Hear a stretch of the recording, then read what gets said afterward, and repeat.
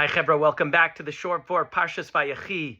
There's a famous teaching from Simcha Bunim of Shischa where he says that Yaakov, based on the Medrash, wanted to tell the Jewish people when their suffering would end, when the exile would be over.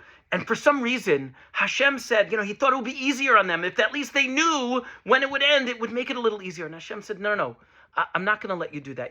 I have my reasons. The Ropshitzer Rebbe, Rav Naftali Ropshitz, says something else, seemingly different, but actually, I think, very similar.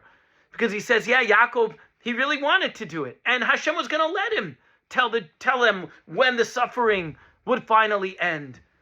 But he all of a sudden looked into that portal and saw all the pain and the suffering and the trials and challenges and tribulation that the Jewish people go through, the anti-Semitism throughout the ages.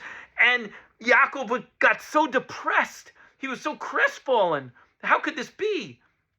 That he lost he couldn't be in a place of simcha anymore, in a place of joy. He was so upset. He was so depressed, and the Shekhinah doesn't come. The divine presence can't be with you when you're that down, when you're that downtrodden, and it left him. The ability left him. Yaakov couldn't do it.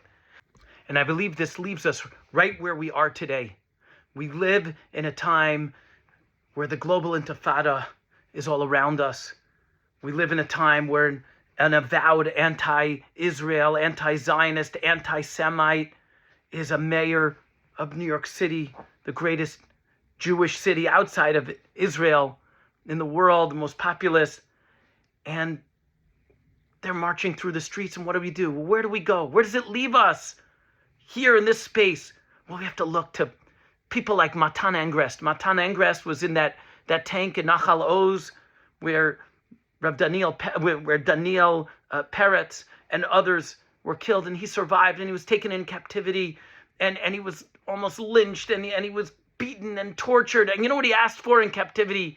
He requested a pair of tefillin and a siddur and a Tanakh, and somehow, by some miracle, his captors actually gave it to him. And it drew him closer to Hashem. And he was just recently on stage with Yishai Ribo, his idol. He loves his songs. And Ribo said, "What do you want me to sing? I'm going to sing it, and you'll sing it with me." And he said, "I want you to sing Tocho Ratzuf Ahava." It's a song about Hashem's love for us and our love for him. That love still remains in this space that we're in. That love still remains from him, Hashem, to us. And we need to keep pushing it and ensuring that it remains from us to him.